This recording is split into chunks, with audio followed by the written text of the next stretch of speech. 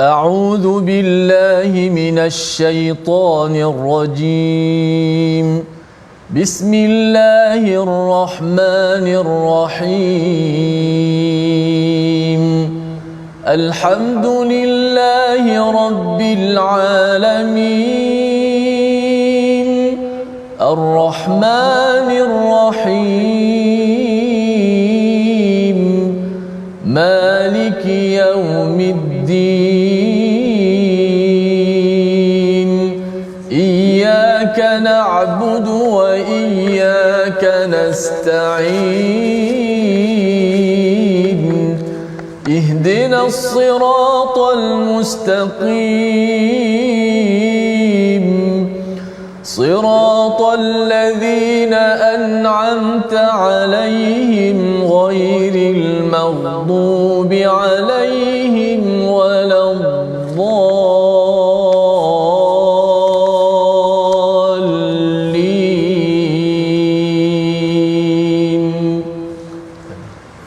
Assalamualaikum warahmatullahi wabarakatuh. Alhamdulillah wassalatu wassalamu ala Rasulillah wa ala alihi wa man wala syada la ilaha illallah syadana Muhammadan abduhu wa rasuluhu. Allahumma salli ala sayidina Muhammad wa ala alihi wa sahbihi ajma'in. Amma ba'du. Apa khabar tuan-tuan dan puan yang dirahmati Allah sekalian? Kita bertemu dalam My Quran Time, baca faham amal pada hari ini. Kita bersyukur pada Allah Subhanahu wa taala, kita diizinkan berada pada halaman pertama juz yang ke-30. Juz yang terakhir daripada Al-Quran yang moga-moga Allah terima daripada segala amal kita, kesungguhan kita bersama 29 juzuk sebelum ini. Dan hari ini kita bersama Al-Fadil Ustaz Tirmizi Ali. Apa khabar Ustaz? Alhamdulillah, Ustaz, apa khabar ini? Alhamdulillah Ustaz, ya. InsyaAllah.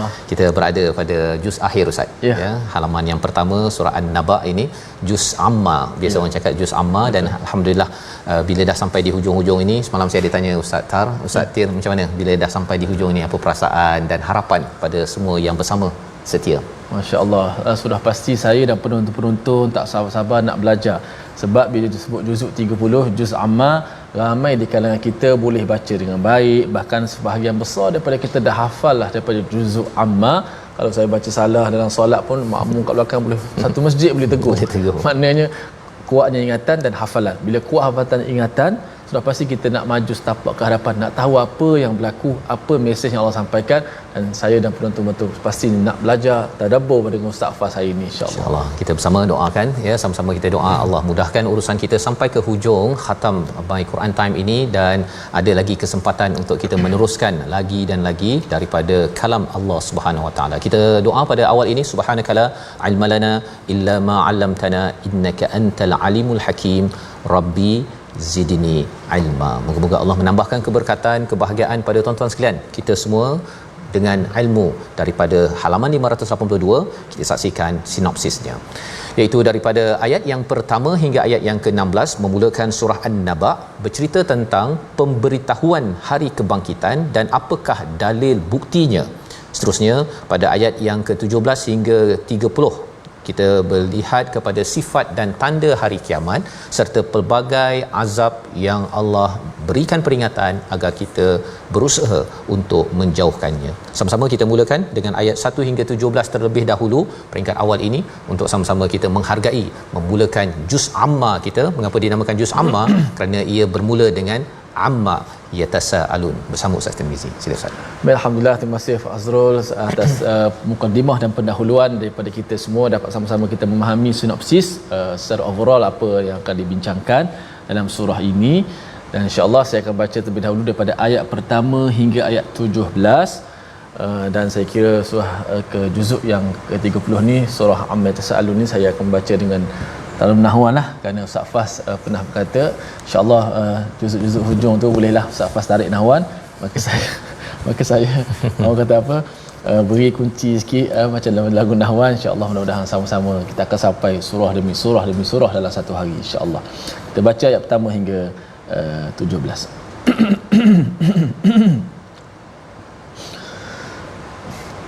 أعوذ بالله من الشيطان الرجيم. بسم الله الرحمن الرحيم. عما يتساءلون عن النبأ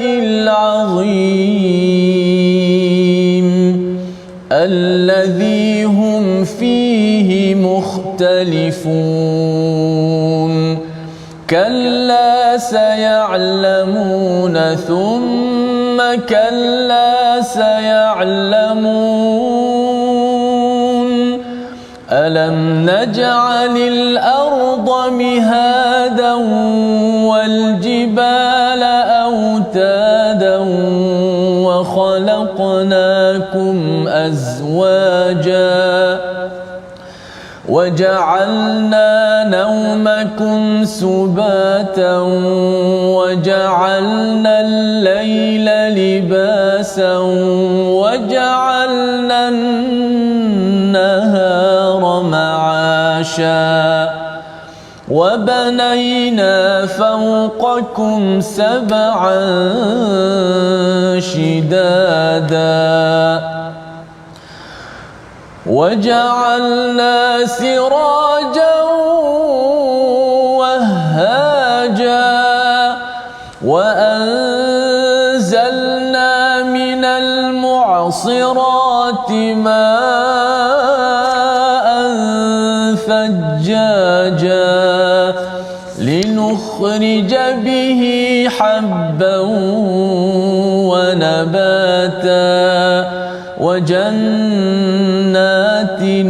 ألفافا إن يوم الفصل كان ميقاتا.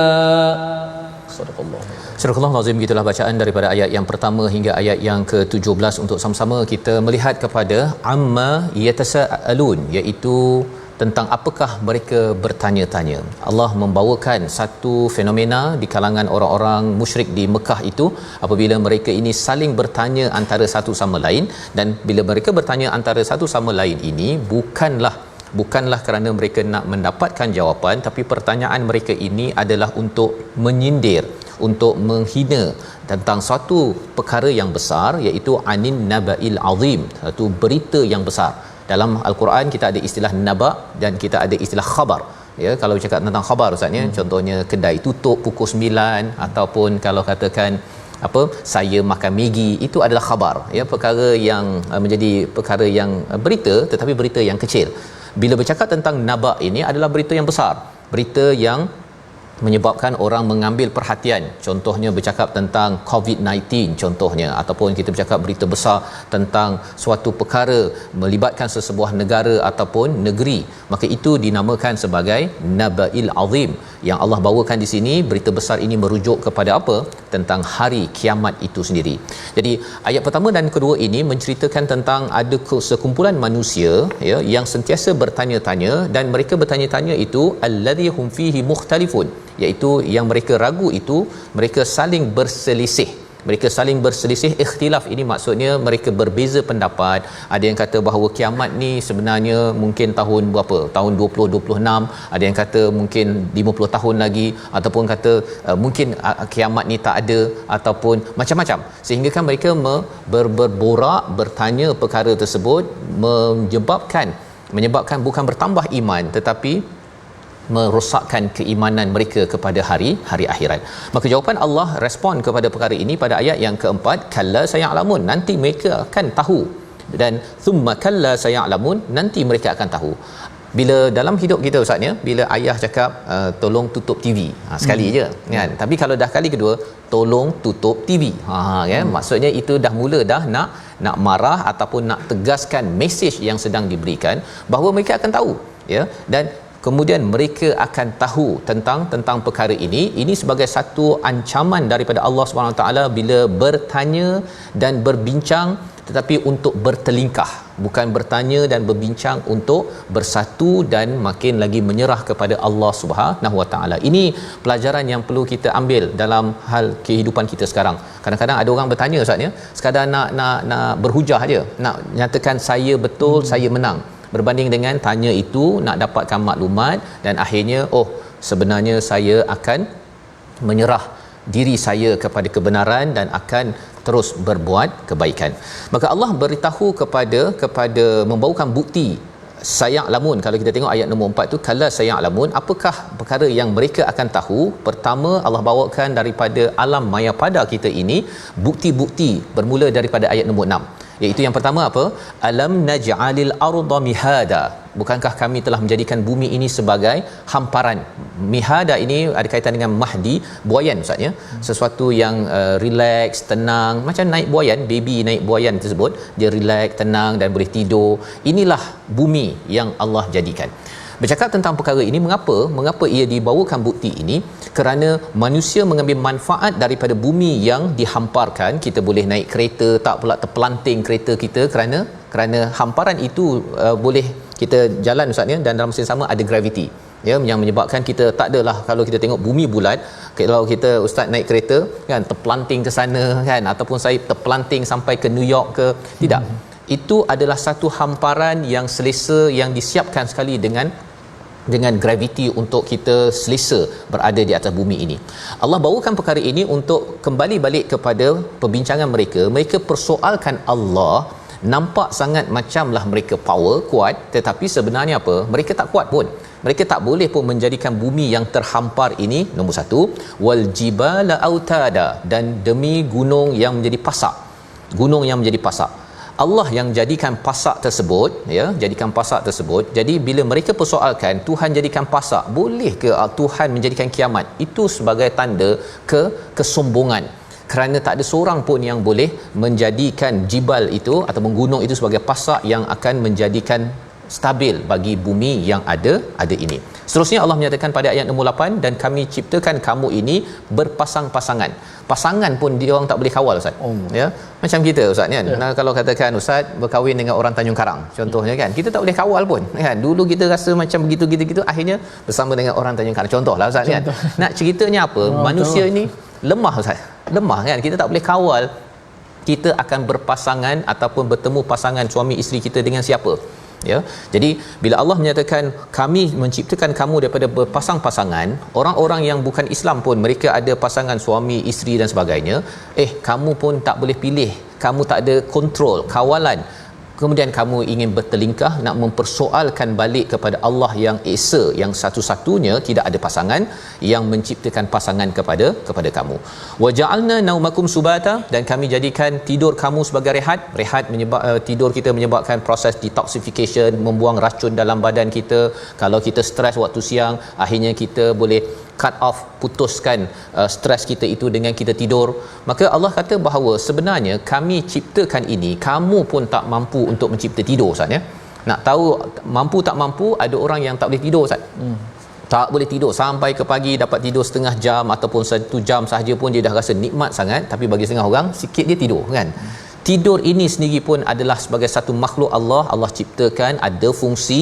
Dalam masa yang sama Allah nak nyatakan bahawa kalau Allah boleh ciptakan tidur, Allah boleh matikan kamu, dan kemudian bila kamu bangkit, Allah boleh bangkitkan balik kamu bila sampai suatu hari nanti bertemu Allah Subhanahu Wa Taala. Apa lagi? Allah nyatakan pada ayat nombor 10, kita baca sehingga ayat yang ke-15, di mana Allah bawakan bertubi-tubi bukti-bukti kehebatan Allah bahawa kita ini manusia yang kerdil, yang kecil, dan kalau Allah boleh cipta segala-galanya ini, Allah boleh cipta satu alam lain, alam akhirat, bahawa ianya mudah bagi Allah Subhanahu Wa Taala. Kita baca sekali lagi ayat 10 hingga ayat yang ke-15 bersama Ustaz Tirmizi. Silakan Ustaz.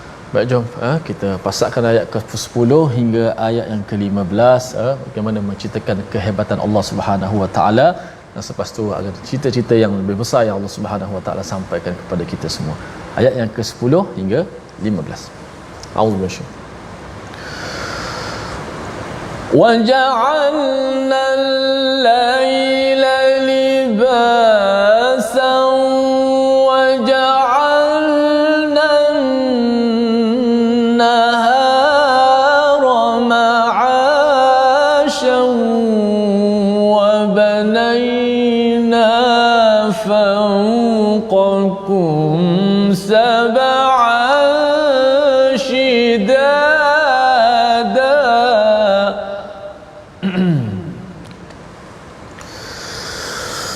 وَجَعَلْنَا سِرَاجًا وَهَّاجًا وَأَنزَلْنَا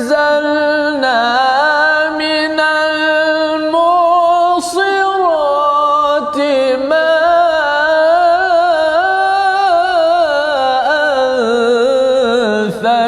ثجاجا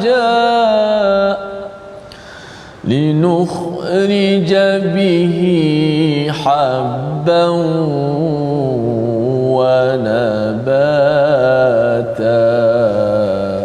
صدق الله. Surah Al-Azim ayat yang ke-10 Allah menyatakan, dan kami ciptakan, kami jadikan malam sebagai pakaian yang menyebabkan tertutup ya pelbagai kelemahan, dalam masa yang sama ia peluang untuk kita menutup balik lompong-lompong yang ada dari segi kebaikan. Tetapi ada juga yang menjadikan malam untuk berbuat kemudaratan, jenayah, dosa dan sebagainya. Tapi Allah nak menyatakan bahawa tak ada seorang pun yang dapat menghalang daripada malam menjadi malam. Ya, betapa lemahnya kita boleh letak lampu saat ni bagi terang satu dunia, tetapi cuba pastikan bahawa bila sampai malam tu stop matahari agar jangan terbenam dan siang tetap siang. Tidak mampu. Bila tidak mampu perkara ini, bila kita perhatikan malam ini tanda bahawa saya ni amat lemah, Allah yang berkuasa. Jadi bila Allah nak jadikan balik hari kiamat nanti, saya tak wajar untuk berselisih ataupun bertanya soalan-soalan yang tidak patut. Betul ke, ada ke? Padahal sebenarnya saya yang kena memanfaatkan segala nikmat yang Allah beri untuk membuat persediaan sampai kepada hari akhirat. Pada ayat yang ke-11 Allah menyatakan, kami jadikan siang sebagai tempat untuk mencari kehidupan, untuk mencari, untuk bekerja. Ini juga tidak dapat dikawal oleh manusia. Sampai matahari, sianglah dia. Tak boleh pula kita cuba tutup matahari tersebut agar tetap malam. Dan pada ayat yang ke-12 Allah jadikan di atas mereka itu 7 petala langit yang kuat pun itu adalah manfaat untuk kita. Kita tidak dapat ciptanya, kita dapat segala manfaat itu daripada Allah yang berkuasa untuk mengingatkan kepada kita suatu hari nanti ada 7 petala ataupun 7 lapis syurga yang kuasanya adalah daripada Allah Subhanahu Wa Taala. Dan bila bercakap tentang ayat 13 Allah ciptakan matahari Ustaz ya. Matahari pada ayat yang ke-14 itu ada awan yang menurunkan air yang mencurah-curah. Bila ada matahari dan air, bila dia berjumpa kepada tanah Ustaz, jadilah fotosintesis. Ini fotosintesis kalau belajar sains tu. Inilah ayatnya kan. Jadi ada yang kata bahawa saya belajar sains tinggi. Sebenarnya Allah dah cakap 1400 tahun yang lepas, gabungan matahari air ini, maka linukhrija bihi habban wa nabata, menumbuhkan apa? Gandum-gandum padi, habba, dan juga pokok-pokok ya, sayuran apa sebagainya daripada gabungan cahaya matahari dan air yang masuk ke dalam tanah yang ada di bumi ini.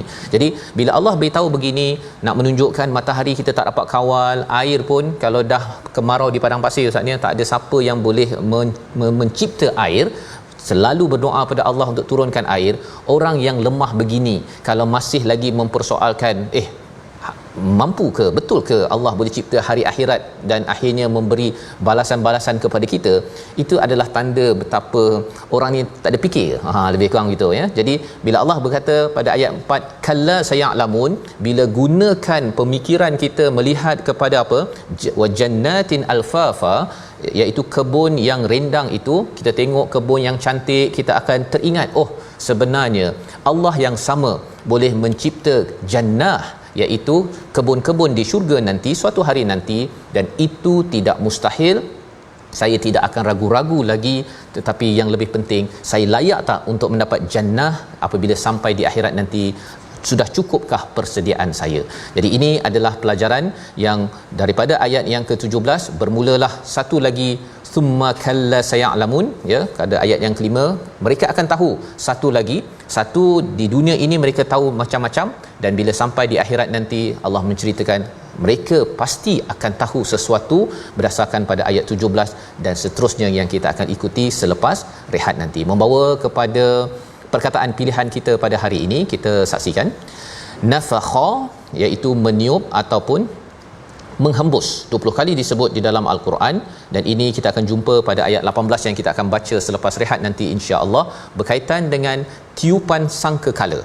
Maksudnya satu ilmu yang berada di bumi ini, bila melihat pada gunung, melihat kepada pokok, matahari dan sebagainya, dan satu lagi ilmu yang Allah cakap summa kalla sayalamun, mereka pasti akan tahu perkara itu apa bila sampai satu masa yang dinamakan sebagai yaumal fasl pada ayat yang ke-17 sebentar tadi, dan kita akan perhatikan selepas rehat nanti. My Quran Time, baca, faham, amal, insya-Allah.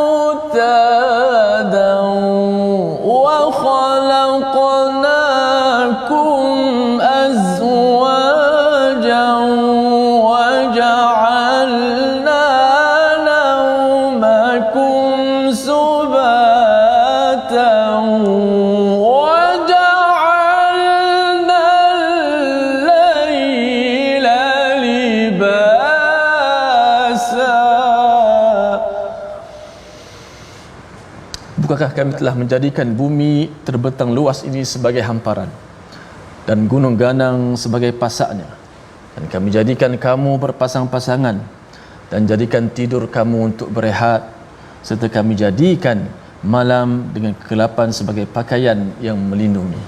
Inilah deretan ayat Allah Subhanahu wa taala menyebut tentang kekuasaan dan kehebatan Allah Subhanahu wa taala, bukan sahaja menempelak golongan kafir yang ingkar pada ketika itu. Mudah-mudahan mampu memasakkan kita dalam hati kita semua, sama-sama kita menginsafi diri, untuk sama-sama kita akan sedar bahawa kita akan dikembalikan kepada Allah Subhanahu wa taala. Alhamdulillah, begitulah. Terima kasih kepada semua penonton My Quran Time. Terus di dalam My Quran Time baca faham amal, dan sahabat-sahabat kita macam mimpi dah. Macam mimpi masuk juzuk 30 dah. Betul Ustaz. Kan saya pasti yang mereka yang follow daripada awal sampai sekarang rasa macam mimpi. Sehari satu muka surat, mungkin selepas ini akan datang mungkin sehari separuh ataupun suku, untuk menambahkan lagi infak insya-Allah, impact insya-Allah. Alhamdulillah, kita yang ngaji sikit tajwid sebelum kita nak meneruskan bahagian yang getir pada bahagian yang kedua surah An-Naba ini. Kita lihat slide kita. Wasuyiratil jibalu fakanat saraba. Sempurnakan bacaan secara izhar pada dua kalimah, pada dua perkataan. Maksudnya fakanat dan saraba. Ada huruf ta mati pada hujung perkataan fakanat. Ada huruf ta mati bertemu dengan huruf sin. Huruf ta dan sin ni sahabat-sahabat sekalian, huruf yang kita kata dekat dia punya makhrajnya. Ta di hujung lidah, tapi di bahagian atas, gusi pengikat gigi atas. Sin hujung lidah juga, tapi di belakang gigi bawah. Maka dia ada angin hamas pula. Dua-dua ada hamas. Maka bila sebut sini memang kena hati-hati. Nampak macam mana riwayat yang kita baca, Imam Hafs an Asim membaca dengan izhar. Maksudnya dijelaskan ta mati. Fakanat saraba. Ta tu dimatikan. Bila ta tu dimati kena bunyi hamas dah. Kena bunyi hamas, ada angin. Hamas tu maksud angin yang dilepaskan, udara. Kemudian nak masuk sin yang juga ada angin dan udara. Banyak sekali kesalahan berlaku sini, orang borong sekali. Dia baca macam mana? Wasuyiratil jibalu fakanat saraba. Fakanat saraba. Seolah-olah bunyi ta tu dah dimasukkan ke dalam sin. Fakanat, senang kan? Ta kan ada angin, sin ada angin, masuk sekali. Tapi tak boleh. Kesalahan kalau kita baca begitu, kesalahan bukan kesalahan yang biasa-biasa. Dia melibatkan usul. Kalau bacaan imam lain dibaca secara idgham. Idgham maksud dia ta dimasukkan ke dalam sin, senang. Fakanas saraba. Itu idgham, masukkan dalam sa. Tapi di sini kita membaca secara izhar, bacaan yang asal. Maksudnya ta tu dimatikan, bunyikan sifat ta yang mati. Sebab tu kalau kita lihat di mushaf, huruf ta yang mati itu ada tanda mati pula di atas, dan tidak ada sebarang tanda tasydid di atas huruf sin yang menandakan kita kena baca secara total. Ta itu diizharkan, dijelaskan mati, kemudian ambil sin yang berbaris di atas. Maka kena hati-hati, slowkan sedikit, perlahankan sikit, masuk perlahankan pergerakan. Jangan cepat sebut, maka kita dah baca secara idgham. Baca secara izhar. Fakanat saraba, fakanat saraba, fakanat saraba, fakanat saraba, fakanat saraba. Ta pun bunyi mati, ta pun bunyi mati, sin pun bunyi angin sin. Ta ada angin dia, sin ada angin dia. Wallahu alam. Safas. Terima kasih ucapkan pada Fadil Ustaz Tirmizi yang bagaimana membaca ta dan sa tadi Ustaz ya, ta dan sin tadi, dan moga-moga ia memberikan semangat lagi kepada kita untuk membaca dengan jelas. Dan harapnya bila kita sudah masuk juz yang ke-30 ini, biasa orang cakap juz 30 ni juz dah khatam Ustaz ya, tapi khatam tadabbur ini harapnya ia memberi satu inspirasi kepada kita terus istiqamah, dan kita ingin bukan sekadar untuk diri kita saja, tapi untuk ahli keluarga kita, untuk kita terus dipimpin hidayah oleh Allah Subhanahu Wa Taala. Kita ingin meneruskan pada halaman 582 ini, pada ayat yang ke-17 kita sudah baca, tapi kita akan ulang daripada ayat 17 hingga ayat yang ke-30, berkaitan dengan apa lagi yang akan diketahui bila Allah menyatakan thumma kalla sayalamun, nanti nescaya mereka akan mengetahui. Apakah ilmu-ilmu yang Allah bawakan secara advance, lebih awal lagi kepada kita, kepada semua, agar kita jangan terlambat dalam menghadapi, memahami hari hari pembalasan yang digelar sebagai Naba'il Azim, satu berita besar yang perlu dibuat persediaan. Ayat 17 hingga 30 kita baca bersama Al-Fadhil Ustaz Tirmizi. Silakan Ustaz. Baik, alhamdulillah Ustaz Faz, kita nak sambung bacaan bahagian kedua kita ayat 17 hingga 30 dengan nahwan insya-Allah. Ada sahabat-sahabat kita di Facebook dia kata bukan sekadar mimpi tapi sedih Ustaz, nak habis juz 30 dah. Apatah lagi juz 30 ke atas ni banyak cerita tentang kiamat, tentang azab dan juga syurga. Sudah pasti kita mendoakan Allah Subhanahu Wa Taala tidak akan sia-siakan orang beriman dan amal soleh insya-Allah. Amin. Kita baca ayat 17 hingga 30.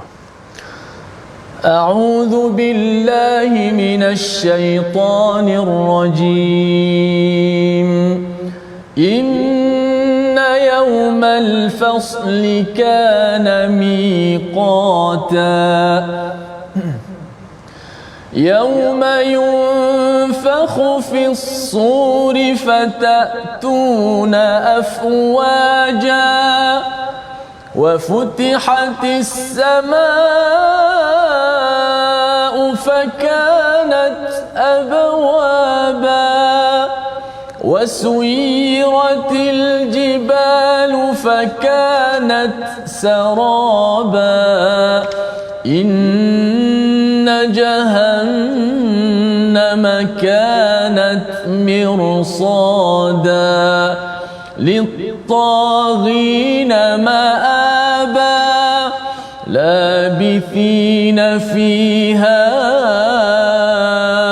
أحقابا لا يذوقون فيها بردا ولا شرابا إلا حميما وغساقا جزاء وفاقا إنهم كانوا لا يرجون حسابا وكذبوا بآياتنا كذابا وكل شيء أحصيناه كتابا فذوقوا فلن نزيدكم إلا عذابا صدق الله العظيم. Surah Al-Nazim, gitulah bacaan ayat 17 hingga 30 untuk kita melihat kepada bahagian yang seterusnya. Bila Allah membawakan sebentar tadi sebelum rehat, kita melihat kepada ayat hingga ayat 16 itu bukti-bukti di sekitar kita untuk kita mengetahui bahawa kalau katakan perkara-perkara ini mustahil kita dapat cipta. Kita melihat matahari, waja'alna sirajan wahaja pada ayat 13, cuba cipta lampu yang sehebat matahari, ya, tidak mungkin, ya, besar hebat macam mana lampu yang kita bina, yang kita hasilkan, bila matahari benderang sahaja maka akan sirna, akan hancurlah. Maksudnya segala lampu-lampu yang ada tidak dapat menandingi kepada sirajan wahaja. Jadi bila satu ilmu itu, bahagian ilmu itu sudah cara fikirnya dikuasai, Allah bawakan lagi satu lagi, ya, iaitu inna yaumal fasli kana miqata pada ayat yang ke-17. Sesungguhnya hari pemutusan hukum itu adalah satu masa yang ditentukan. Kita baca daripada surah Al-Mursalat semalam bila Allah menyatakan hadza yaumul fasl, ini adalah hari pemisahan, ya, hari kita memisahkan yang betul dengan yang salah, bagi pengikut yang betul dan pengikut yang salah. Kadang-kadang pengikut itu suka ikut pada seseorang, tetapi bila sampai satu masa kita tahu bahawa saya tidak akan ikut pada orang tersebut. Kerana apa? Kerana saya tidak mahu terlibat dengan mana-mana jenayah ataupun kesilapan yang ada. Di dunia mungkin kita rasa bahawa tak apa. Bila sampai kepada yaumul fasl ini, ya, itu menyebabkan si ayah, maksudnya ayah ataupun anak berpisah daripada mak, daripada anak, daripada adik-beradik. Kerana apa? Kerana amat dahsyat apa yang berlaku bila sampai di hari pembalasan nanti. Allah menyatakan kana miqata. Kerana apa? Kerana kita dah tahu bahawa bila kita melihat surah-surah sebelum ini, langit ada masanya. Langit berfungsi sampai masanya dia akan terpecah. bumi ini akan habis. Dan ini yang Allah ingin bawakan kepada kita, bagaimanakah masa itu dikaitkan dengan yauma yunfakhu fis-suri fatatuna afwaja. Pada waktu ditiup sangkakala yang pertama itu, maka fatatuna afwaja, kamu datang berduyun-duyun. Ini istilahnya iltifat maksudnya. Iltifat ni maksudnya perubahan. Kalau tadi Allah cakap tentang mereka bertanya, mereka bersoal jawab, tetapi kali ini Allah cakap fatatuna afwaja, kamu akan datang berduyun-duyun. Dia lebih kurang kalau katakan ada pelajar-pelajar yang tak belajar bersungguh-sungguh. Dia cakap begitu, cikgu cakap kan. Tapi kalau kata Ali, kamu ni memang tak belajar bersungguh-sungguh, itu marah tu. Lain marah kan. Jadi bila bercakap tentang ayat ke-18 ini, Allah menegaskan fatatuna afwaja, ya, kamu berselisih cakap pasal hari kiamat, tongtang begitu, tapi sebenarnya kamu yang akan datang berduyun-duyun pada hari tersebut. Wa futihatis samaa'u fakanat abwaba, ya, apakah yang berlaku pada hari kiamat itu? Dibukakan pintu langit, dan pada waktu itu, ya, langit yang terbuka pintu itu, kita tahu dah bahawa langit tidak lagi seperti kaedah yang sedia ada sekarang, yang stabil, yang menyebabkan kita dapat hujan, kita ada bintang-bintang. Bila sudah terbuka pintu tersebut, kaedah cakrawala pun sudah berbeza. Kita tahu bahawa hari ini adalah hari yang amat menggerunkan. Wasuyiratul jibalu fakana saraba, ayat yang ke-20. Gunung ganang akan jadi seperti fata morgana, sepatutnya menjadi pancang. Kalau katakan orang Arab ada kemah Ustaz, ya, kita pasang kemah ada dia punya pancang tu kan. Tetapi kalau pancang itu tercabut, maka akan hancur kemah. Maka gunung ini adalah pancang ataupun pasak kepada bumi, akan menjadi saraba, menjadi seperti fata morgana. Itu menandakan bahawa bumi akan berselerakan. Inna jahannama kanat mirsada, dan jahannam itu pada waktu peristiwa yaumul fasl itu dia menjadi tempat intai. Apa maksud tempat intai? Mirsada Ustaz, ya. Tempat intai maksudnya seorang itu, semua kita akan melalui neraka tu mengintai saja. Orang itu tak lepas saja dia punya akaun dia tak lepas, maka dia akan zap terus sahaja mengintai. So, kalau kita tak selesa kan, tak selesa. Dan ini pun tak selesa juga kan. Pasal dia memang intai saja, ada peluang saja dia akan terus sahaja membaham siapa? Litarina ma'aba, iaitu kepada mereka yang melampau, yang derhaka dalam hidup ini, yang mempersoalkan, tidak membuat persediaan untuk menuju kepada hari akhirat. Labithina fiha ahqaba, menakutkan Ustaz, ayat 23 ni, ya. Mereka akan tinggal berapa lama? Ahqaba, dalam surah Al-Kahfi kita ada jumpa ahqaba ni lebih kurang 80 tahun lah Ustaz. Kalau kat dunia. Tetapi bila cakap tentang ahqaba 80 tahun dekat akhirat, 1 tahun pun lebih kurang 1000 tahun. Satu hari di akhirat lebih kurang 1000 tahun di dunia ini. Jadi kalau 80 tahun, tuan-tuan, kita boleh bayangkan betapa panjangnya. Dan ada yang kata bahawa sebenarnya lepas dah habis 80 tahun dekat akhirat tu, habis neraka ke? Itu perbincangan Ustaz, ya. Dia nak habis 80 tahun tu pun, ya, nak habis 10 tahun penjara pun kita dah merana kalau kita dengar seseorang dijatuhkan hukuman Ustaz, ya. 10 tahun ke 20 tahun ke.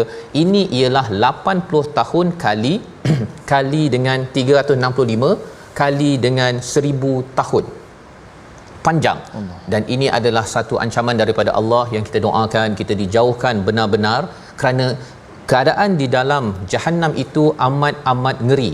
Ayat 24 hingga ayat yang ke 27 kita baca, memahami perkara ini agar Allah pelihara diri saya, diri tuan-tuan, keluarga kita, dengan sama-sama kita membuat persediaan untuk Naba'il Azim.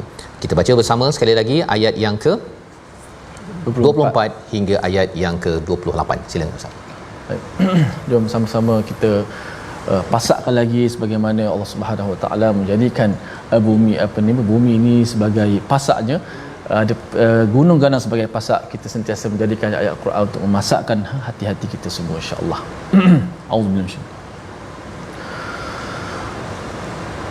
لا يذوقون فيها بردا ولا شرابا إلا حميما وغساقا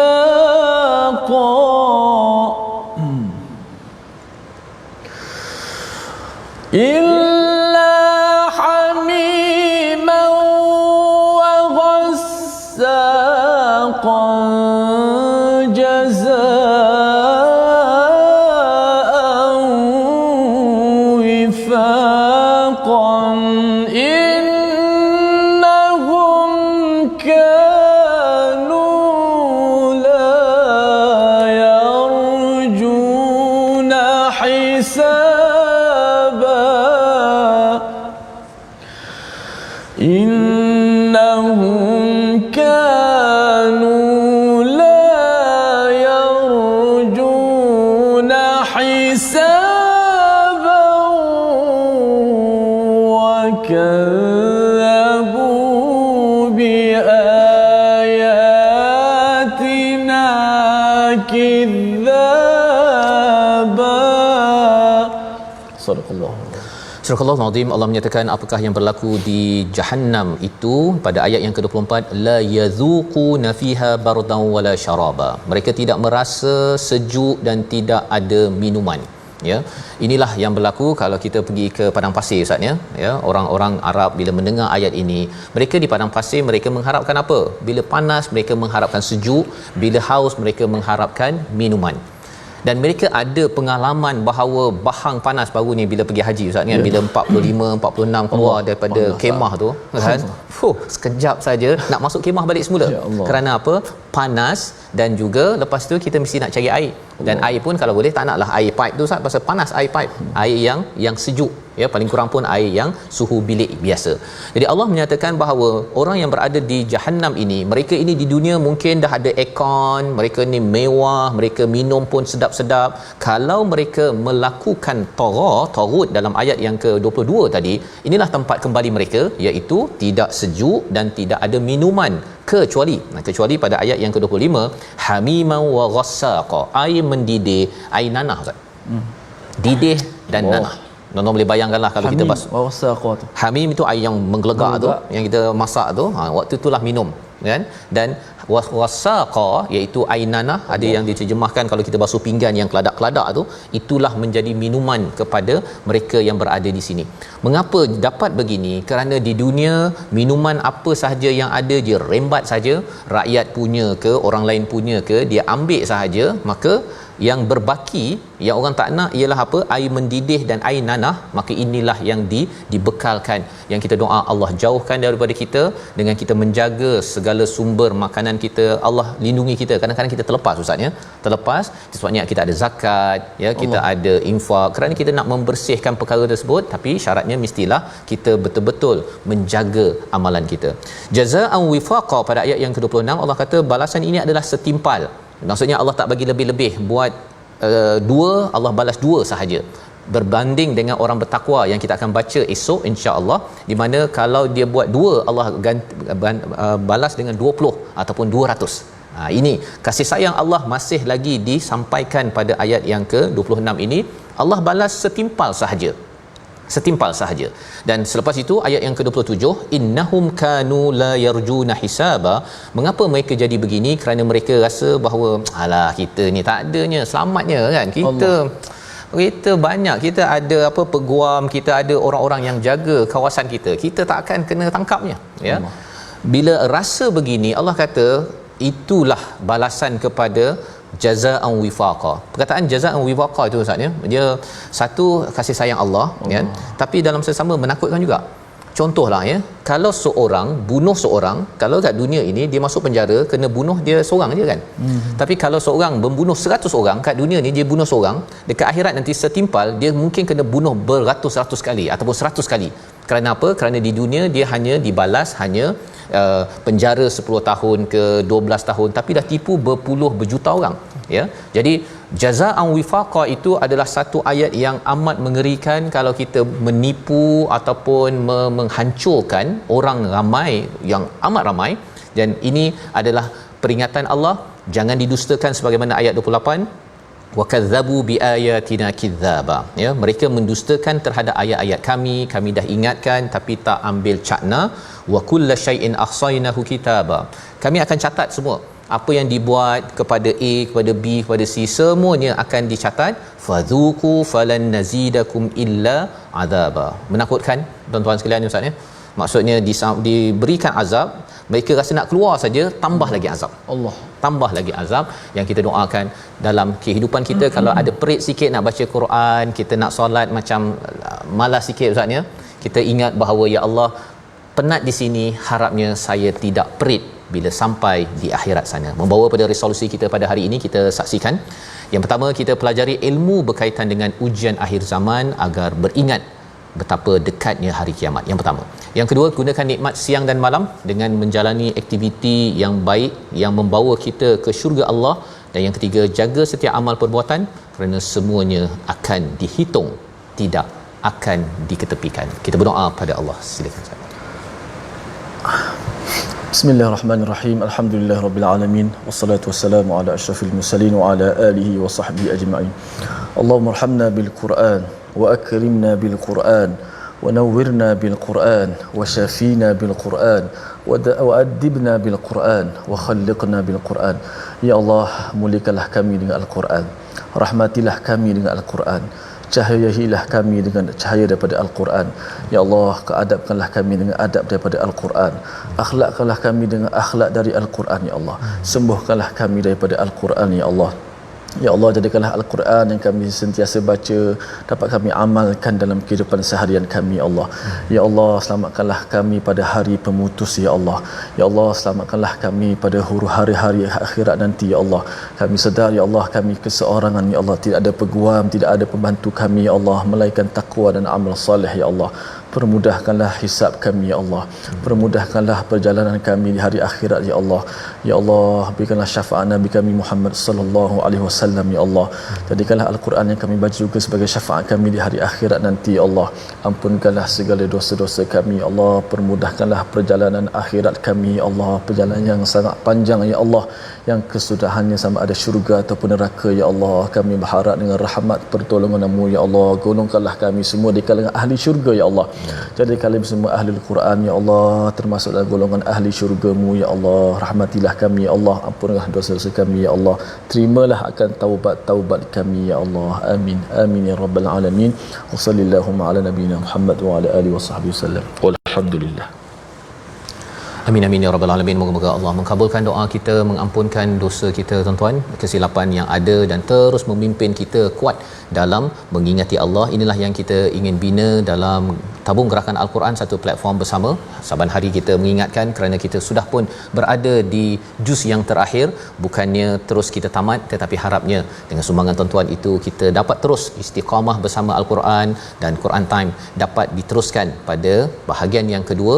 Bagaimana caranya dan sebagainya, itulah yang akan diumumkan, yang kita doakan bersama. Allah izinkan kita bersama. Kita bertemu lagi dalam halaman seterusnya, menyambung surah An-Naba dan An-Nazi'at. By Quran Time, baca, faham, amal, insya-Allah.